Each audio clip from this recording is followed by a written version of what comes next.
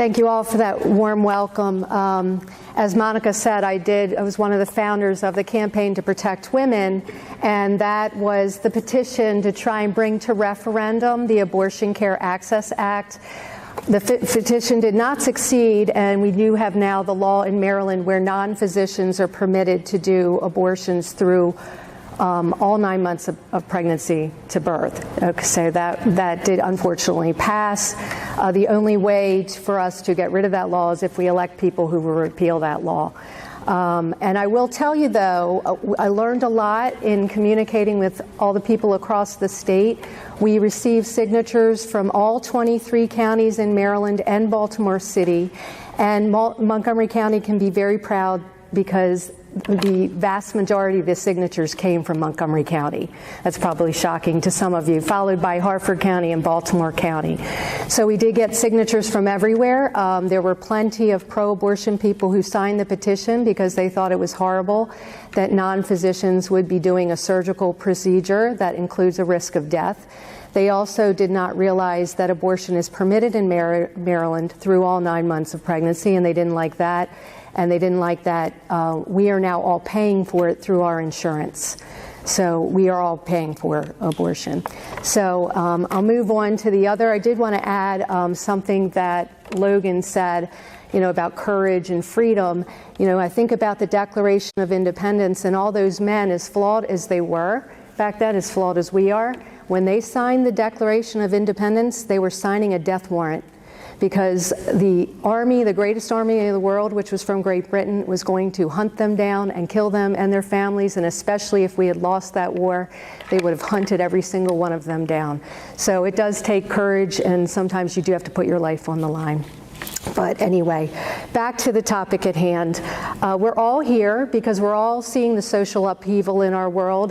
This transgender agenda is very upsetting. It's destroying people. So we're all trying to give you some of information so that you can speak about it confidently. So I wanted to start with in the beginning. God created man in his image. In the divine image, he created him. Male and female, he created them. Now, science backs up God. There are only two sexes. Gender is now the term that is being used to talk about sex, male and female. In the traditional sense, it was used to describe male and female and not confuse sex with, which can also mean intercourse. So now they're trying to use it to confuse you and say that it's fluid. But there are two genders, two sexes, male and female, and we cannot change from one to the other. So how many of you remember your biology class from many years ago? Remember anything from biology? Anybody want to speak up, like something they remember? So, all right, well, I'll go ahead. So at fertilization, you have the sperm fertilizes the egg, right? And Monica mentioned about the chromosomes. The ovum and the sperm each contribute 23 chromosomes to the conception. All of the ova, or the women's eggs, have X chromosomes. Half of the sperm of the man have X chromosomes, and half have Y chromosomes. Or I guess with some men, they could produce more of one and more of the other. So when the egg is fertilized, depending on which sperm fertilizes the eggs, that's how you know what sex that little baby is going to become. So if there's a Y chromosome, it's going to be a boy. If there's no Y chromosome, it's going to be a little girl. So they're in the nucleus of every cell in our body. So except for the sex cells, every cell in our body contains a set of 46 chromosomes, every single cell. And chromosomes, as Monica pointed out, contain the DNA that make each of us unique. This is the program for our bodies. And it does tell us if we are male and female. So if a person has a Y chromosome, he is a male. If a person does not have a Y chromosome, she is female. There is no such thing as a female brain and a male body, or vice versa. Brain cells have the set of chromosomes that either have the Y chromosome or do not have the Y chromosome. So every cell in our body tells us what sex we are. The transgender movement is trying to get you to ignore this science. So at birth, we are not assigned a sex. That's what they're saying now, that, oh, you were wrongly assigned. They're not assigned. You don't pop out and the doctor just says, I think this one's a girl, I think this one's a boy. They use their observation, scientific observation, to say whether male or female. And for the mass majority of the population, this is true. Obviously, there are mutations, but we have medical technology which can answer those questions and determine whether somebody is male or female. So we do know there's cases where people are born with both, but usually one is not functioning. One set of those sex organs is not functioning. So people are being led to misguided compassion, as they've talked about. Lies lack compassion. Compassion without truth, compassion without reason is insanity. So there can be no compassion without the truth. And this agenda is destroying people, and they are going after our children in the name of diversity, inclusion, and compassion. Gender dysphoria is a mental illness. Proper treatment requires helping the person accept the biological reality of themselves. So instead, the transgender movement is demanding what they term gender-affirming care. The only problem with this is they're not affirming the biological reality.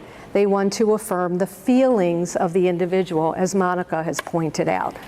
So, and anything against that, they're trying to arrest people or tell parents it's child abuse. So gender-affirming care is trans speak for sex changes and puberty blockers, castrations for boys, mastectomies for girls, and lifelong drug regimens that irreversibly damage those who take them. So what is being normalized, let's call it what it is, bodily mutilation. This is you're removing healthy body parts. You would never tell an anorexic person that you're right, you are fat, and you shouldn't eat as much when they're not. So this is wrong to say to somebody they have the wrong body parts. So the effects of these treatments are life-altering, and many states, including Maryland, are allowing children to move forward with these treatments with or without parental consent. So there has been an increase in children experiencing confusion because the transgender phenomena is being discussed in the schools and on social media. Children are told that if they are not feeling comfortable in their bodies, they might be transgender. I have 4 daughters. I can tell you when they were going through puberty, they felt very uncomfortable. It felt weird. And I think it's safe to say that all children feel that way. Because, as you know, the signs of puberty include the underarm and pubic hair growth, menstruation, voice changing, breast development. The testicles grow larger, you get acne, there's body odor. All these things go on, and kids already feeling less than confident about themselves are feeling uncomfortable about these changes. So the process for gender reassignment goes pretty much like this for children. Puberty blockers taken at the first signs of puberty, and that's around 11 years old, then proceeding to the cross hormones, and then surgeries. Receiving most surgeries and hormone treatments only requires 1 year of documented gender dysphoria, but can be done with parental consent and a letter from a therapist. Genital surgeries require more than 1 letter, but are easy to obtain. There are healthcare clinicians willing to write letters without meeting patients. 28 states, including Maryland, require Medicaid to cover these treatments. And this information I got from the World Professional Association for Transgender Health, so it's out of the horse's mouth. So you notice the term healthcare clinicians, a very vague term. What can that mean? It doesn't say psychiatrist, psychologist, doctor. So it can be expanded to pretty much anybody in the healthcare field that's on board with this transgender agenda. So you have to be aware of that. Even when there are supposed rules in place, there are websites that direct individuals on how to get around the rules or where to go to obtain treatments with few to no obstacles. In Maryland, the age of consent for seeking mental health care was lowered from 16 years old to 12 years old. And that became effective as of October 2021. So if you think about this, in the criminal justice system, a 12-year-old who commits crimes is treated like a juvenile, but now with this law that was passed, a 12-year-old who wants to seek gender reassignment is treated like an adult. And we all know that a 12-year-old's brain is not fully developed. So, and this is Maryland. So I want to read you something from LifeSite News about 3 doctors and some psychiatrists. They said, meanwhile, 3 medical professionals conducted a review of literature on transgender procedures and warned that there are several issues with so-called gender-affirming care. While there is much that is not known with certainty about gender dysphoria, there is clear evidence that patients who identify as the opposite sex often suffer a great deal. They have higher rates of anxiety, depression, and even suicide than the general population. Washington University School of Medicine professor Dr. Hughes wrote, along with Johns Hopkins psychiatrist Dr. Lawrence Mayer and Dr. Paul McHugh, something must be done to help these patients, but as scientists struggle to better understand what gender dysphoria is and what causes it, it would not seem prudent to embrace hormonal treatments and sex reassignment as the foremost therapeutic tools for treating this condition. And Dr. McHugh was a Hopkins doctor who in the 90s was doing the study of people with gender dysphoria, where they did the surgeries and they followed these people for 10 years after, and they found that the surgeries were the worst thing for these people, that they all ended up with much higher suicidal ideation and attempts at suicide.